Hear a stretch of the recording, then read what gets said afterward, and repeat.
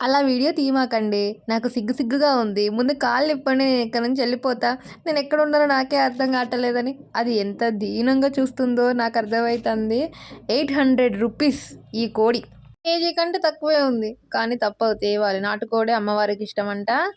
నీకేడ దొరికిన్నే నేను. నన్నిట్లా తావదొబ్బుతున్నావని కోడి ఫీలింగు.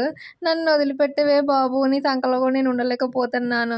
ప్లీజే బాబు నన్నాడుకో మాకు. అపార్ట్‌మెంట్‌లో ఉండి, ఉండి, ఉండి నీకు నేను వింతగా కనిపిస్తున్నాను. ఒక్కసారి బయటకొచ్చి చూడవే. నాలాంటోళ్ళు చాలా మందే కనబడతారు నీ కళ్ళకి. మా ఊర్లల్లో అయితే చాలా మంది కనపడతారు.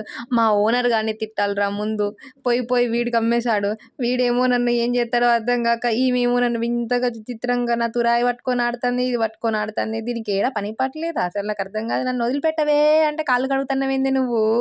ఒద్దొద్దొద్దొద్దొద్దు తురాయి దడపమాకే చలి పెడుతది నాకు. పోయి టవల్ పట్టుకరా పోవే తల్లే సల్లగుందే. ఏమో రాత్తన్నవేందే.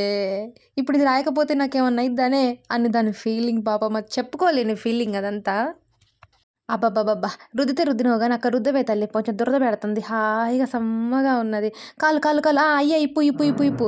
కాళ్ళిప్పమన్నానే. పసుపు రాయమనలేదు నేను. అయ్యో! ఇది కాళ్ళిప్పిద్దేమోనని ఆశగా చూస్తున్నానే. కానీ కాళ్ళిప్పకుండా కాళ్ళు కడిగి పసుపు రాస్తందే ఇది నాకు.